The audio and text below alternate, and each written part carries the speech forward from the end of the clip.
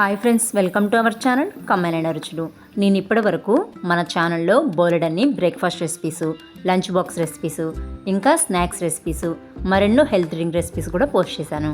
అవన్నీ ఒక ఎత్తు అయితే, ఇవాళ చూపించిపోయే ఈ రెసిపీ మరొక ఎత్తు. దీన్ని నేను ప్రత్యేకంగా స్టూడెంట్స్ కోసమే తయారు చేశాను. 10th క్లాస్ నుంచి ఇక ఎటువంటి హయ్యర్ స్టడీస్ చదివే వాళ్ళకైనా సరే ఈ రెసిపీ బాగా యూజ్ అవుతుంది. బిలో 10th వాళ్ళు తీసుకున్నా కానీ మంచి బెనిఫిట్సే ఉంటాయి.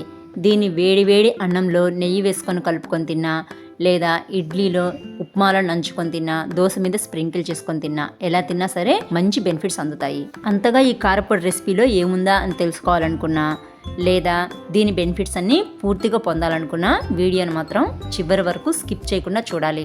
అప్పుడే నేను వాడిన ఇంగ్రీడియంట్స్ అన్నీ ఎంతెంత క్వాంటిటీలో వాడాలి, ఎందుకు వాడాలి అనేది డీటెయిల్డ్గా తెలుస్తుంది. ఇటు యావరేజ్ మార్క్స్ వచ్చే స్టూడెంట్స్కైనా, అటు ర్యాంకర్స్కైనా సరే ఈ రెసిపీ బాగా యూజ్ అవుతుంది.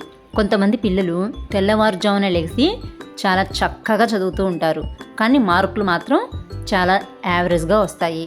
మరి కొంతమంది పిల్లలేమో ఎప్పుడూ ర్యాంక్స్ తెచ్చుకుంటూ ఉంటారు. అలాంటి వాళ్ళకి సడన్గా మార్కులు తగ్గిపోవడం, ఎబో యావరేజ్లో మార్క్స్ రావడం జరుగుతూ ఉంటాయి. దానికి కారణం కూడా వివరిస్తూ అలాంటి వాళ్ళందరికీ యూజ్ అయ్యే విధంగా ఈ రెసిపీని తయారు చేశాను. కాబట్టి వీడియోని మాత్రం అస్సలు స్కిప్ చేయకుండా చూడండి. ఈ రెసిపీ కోసం మనం ముందుగా ఒక కడాయిలో 1 కప్పు అక్రూట్ని తీసుకోవాలి. ఇదే కప్పుతో 1 కప్పు బాదాంని కూడా తీసుకోవాలి. ఈ రెండింటి బెనిఫిట్స్ అందరికీ తెలుసు, కానీ నేను కూడా మరొకసారి చెప్తున్నాను.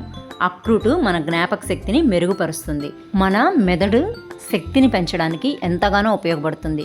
దీంట్లో ఉండే కాల్షియం, మ్యాగ్నీషియం, ఒమేగా 3 మన శరీరాన్ని మరింత దృఢంగా చేయడానికి సహాయపడతాయి. అలాగే బాదం పప్పు కూడా మన మెదడు ఆరోగ్యాన్ని పెంపొందించడానికి ఉపయోగపడుతుంది. కాబట్టి ఈ కారపొడిలో ఈ రెండింటిని చక్కగా సన్నని మంట మీద దోరగా వేయించుకొని తీసుకోవాలి. మనం వాల్నట్స్ని వేయించేటప్పుడు దానిపైన ఉండే పొట్టంతా విడిపోతుంది. కాబట్టి ఇవి చల్లారినాక ఒకసారి చెరుక్కున్నామంటే ఆ పొట్టంతా వేరైపోతుంది. ఇవి చక్కగా సన్నని మంట మీదే వేగాలి. అప్పుడే కారపొడి రుచి పాడవకుండా దీంట్లో ఉండే బెనిఫిట్స్ అన్నీ పిల్లలకు అందుతాయి.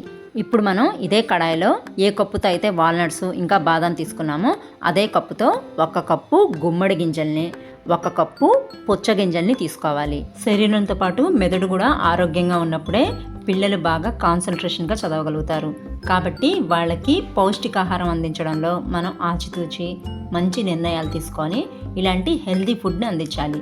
దీంట్లోకి స్పైసీనెస్ కోసం తీసుకునే ఎండుమిర్చి మాత్రం మీ పిల్లలు తినగలిగే అంత కారానికి తగినన్ని మాత్రమే యాడ్ చేసుకోండి. మా పిల్లలు అయితే కాస్త స్పైసీగానే తింటారు కాబట్టి నేను ఎండుమిర్చి కాస్త ఎక్కువగానే యాడ్ చేశాను. ఈ సీడ్స్ కానీ ఎండుమిర్చి కానీ కాస్త త్వరగా ఫ్రై అయిపోతాయి. కాబట్టి నేను వాల్నట్స్ని, బాదాంని ఏగించుకున్న తర్వాతే వీటిని ఏగించుకుంటున్నాను. వాటితో పాటు యాడ్ చేసుకున్నామంటే ఇవి మాడిపోతాయి, కానీ అవి సరిగ్గా ఏగవు. కాబట్టి వేటికవే సపరేట్గా ఏగించుకోవాలి. అప్పుడే ఇవన్నీ పర్ఫెక్ట్గా ఏగుతాయి. ఇప్పుడు వీటిని కూడా మనం బాదాం, అక్రూట్ తీసుకున్న ప్లేట్లోనే యాడ్ చేసుకోవాలి. చాలామంది స్పెట్స్ వాడే పిల్లల్ని మనం గమనించినట్లయితే 9th క్లాస్ నుంచే వాళ్ళకి స్పెట్స్ వస్తూ ఉంటాయి. ఈ గుమ్మడి గింజల వల్ల కంటి చూపు కూడా బాగా మెరుగవుతుంది. కాబట్టి గుమ్మడి గింజల్ని స్కిప్ చేయకుండా ఖచ్చితంగా వేసుకోండి. ఇకపోతే ఈ కారంలో వాడవలసిన మరొక ముఖ్యమైన ఇంగ్రీడియంట్ ఈ నువ్వులు. నువ్వుల వల్ల స్ట్రెస్ లెవెల్స్ బాగా తగ్గుతాయి. దీంతో పాటు శుభ్రంగా కడిగి ఆరబెట్టుకున్న కరివేపాకు కనీసం ఒక 2-3 కప్పులన్నా యాడ్ చేసుకోవాలి. జనరల్గా మనం పేరెంట్స్ మీటింగ్కి వెళ్ళినప్పుడు, ఇంకా ఏదైనా ఫంక్షన్స్కి వెళ్ళినప్పుడు గమనిస్తూ ఉంటే బాగా చదువుకునే పిల్లలున్న పేరెంట్స్తో మిగతా పేరెంట్స్ మీ పిల్లలకేమి, మీ పిల్లలు బాగా చదువుతారు అంటూ ఉంటారు. కానీ బాగా చదివి ఎప్పుడు ర్యాంక్ తెచ్చుకునే పిల్లల్లో కూడా విపరీతమైన స్ట్రెస్ ఫీలింగ్ ఉంటుంది. ఈసారి ర్యాంక్ రాకపోతే పేరెంట్స్ ఏమన్నా అంటారేమో, క్లాస్లో అందరి ముందు పరువు పోతుంది, ఇలాంటి గిల్ట్ ఫీలింగ్ ఎక్కువగా ఫేస్ చేస్తూ ఉంటారు. కాబట్టి వాళ్ళని ఏమాత్రం స్ట్రెస్కి గురి కాకుండా జాగ్రత్తగా కాపాడుకోవాల్సిన బాధ్యత మన పేరెంట్స్ మీదే ఉంటుంది. కాబట్టి స్ట్రెస్ లెవెల్స్ని తగ్గించి వాళ్ళని హ్యాపీగా, హెల్తీగా చదువుకునేలాగా మనం ప్రోత్సహించాలి. దానికోసమే ఈ నువ్వుల్ని వాళ్ళ డైలీ రొటీన్లో ఖచ్చితంగా యాడ్ చేయాలి. స్ట్రెస్ ఫీలింగ్ పిల్లల్లో ఎక్కువైతే ఒక్కోసారి మైగ్రేన్కి కూడా దారితీస్తుంది. కాబట్టి నువ్వుల్ని కూడా అస్సలు స్కిప్ చేయకూడదు. ఈ కరివేపాకంతా చక్కగా ఫ్రై అయ్యి క్రిస్పీగా తయారయ్యే వరకు దీన్ని సన్నని మంట మీద రోస్ట్ చేసుకోవాలి. ఇలా క్రిస్పీగా వచ్చినప్పుడు స్టవ్ ఆఫ్ చేసేసి మనం ముందుగా ప్లేట్లో సీడ్స్ యాడ్ చేసుకున్నాం కదా, దాంట్లోనే వీటిని కూడా యాడ్ చేసేసి వీటన్నిటికీ సరిపడా క్వాంటిటీలో రుచికి సరిపడా ఉప్పును కూడా యాడ్ చేసుకోవాలి. ఎందుకంటే ఇవన్నీ ఒకేసారి మిక్సీ జార్లో వేయడం కుదరదు. కాబట్టి వీటన్నిటిని ఒకసారి బాగా కలిపేసుకొని 2 ట్రిప్పులుగా మిక్సీలో వేసుకోవాలి.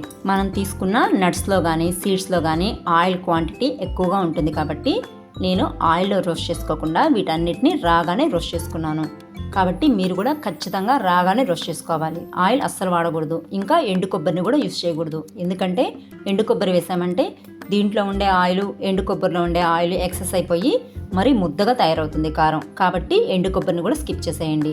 నేను వెల్లుల్లి వేసాను కదా అని మీకు ఇష్టం లేకపోయినా వేసుకోవాల్సిన అవసరం ఏం లేదు. మీకు ఇష్టం ఉంటేనే వెల్లుల్లిపాయలు వేసుకోండి, లేదంటే స్కిప్ చేసేయచ్చు. ఇలాగే మిగతా సీడ్స్ అన్నిటిని కూడా గ్రైండ్ చేసేసుకున్నాక ఇదే ప్లేట్లో ఒక 5 నుంచి 10 నిమిషాల పాటు గాలికి ఆరనివ్వాలి. అలా కాకుండా మనం డైరెక్ట్గా 8 కంటైనర్లో స్టోర్ చేసామనుకోండి స్టీమ్కి కారం త్వరగా పాడయ్యే అవకాశం ఉంటుంది. కాబట్టి ప్లేట్లోనే 5 నుంచి 10 నిమిషాల పాటు అలా ఫ్రీగా వదిలేయండి. మనం ఈ కారాన్ని 2 ట్రిప్పులుగా వేసుకున్నాం కాబట్టి ఒక ట్రిప్పులో ఎండుమిర్చి ఎక్కువ పడ్డా ఒక ట్రిప్పులో ఎండుమిర్చి తక్కువ పడ్డా కారం బ్యాలెన్స్ అవ్వదు. కాబట్టి ఒకసారి అంతా మిక్స్ చేసుకున్నాం అనుకోండి చక్కగా కారం అంతా ఒకే టేస్ట్తో ఉంటుంది. కాబట్టి ఇలా చేత్తో ఒకసారి బాగా మిక్స్ చేసేసుకొని ఉండలేదన్నా ఉంటే మరి ముద్దగా ఉన్న చోట ఒకసారి చేత్తో ప్రెస్ చేసేసుకుంటే చక్కగా పొడి పొడిగా వచ్చేస్తుంది. ఇలా ఒక 5 నిమిషాలు ఆగిన తర్వాత మనం 8 కంటైనర్లో స్టోర్ చేసుకోవచ్చు. చాలామంది పిల్లల కోసం అంటే ఎంత ఎక్స్పెన్సివ్ అయినా సరే ఖర్చు పెడతారు, కానీ వాళ్ళ కోసం అంటే ఖర్చు పెట్టడానికి ఇష్టపడరు. కానీ పౌష్టికాహార లోపం ఉన్న శరీరంలో ఐరన్ శాతం తక్కువగా ఉన్నా సరే ఈ కారం వాళ్ళకు కూడా చక్కగా యూజ్ అవుతుంది. కాబట్టి పెద్దవాళ్ళైనా సరే ఈ కారాన్ని చక్కగా వాడుకోవచ్చు. టేస్ట్ అయితే చాలా చాలా బాగుంటుంది. కాబట్టి తప్పకుండా ట్రై చేయండి. ఇలా ఏదైనా 8 గ్లాస్ కంటైనర్లో స్టోర్ చేసుకుంటే 2 నెలల వరకు కూడా చాలా ఫ్రెష్గా ఉంటుంది. ఇంత కష్టపడే బదులు రోజు కాసిన డ్రై ఫ్రూట్స్ తింటే సరిపోతుంది కదా అనుకుంటారేమో. ఇప్పటి పిల్లలు 10th నుంచి ఎంత బిజీ అయిపోతున్నారో అందరికీ తెలిసిందే. జనవరి ఫిబ్రవరి వచ్చిందంటే చాలు చాలామంది స్కూల్స్ కాలేజెస్ వాళ్ళు మార్నింగ్ 6 కల్లా స్టడీ అవర్స్ కండక్ట్ చేస్తారు. వాళ్ళు మళ్ళీ ఇంటికి వచ్చేది 8 PM-కో 9 PM-కో. అంత బిజీ లైఫ్ స్టైల్లో రోజు డ్రై ఫ్రూట్స్ తినండి అని మనం చెప్పినా వాళ్ళకి గుర్తుండదు, సరిగ్గా తినని కూడా తినరు. అదే ఇలా కారప్పొడి చేసుకుంటే బ్రేక్ఫాస్ట్లోనో లంచ్లోనో కలిపి పెట్టేసేయచ్చు. మా వీడియో నచ్చితే లైక్ చేయండి, షేర్ చేయండి. ఇలాంటి మరిన్ని రెసిపీస్ కోసం ఛానల్ని సబ్స్క్రైబ్ చేసుకోండి. Thanks for watching.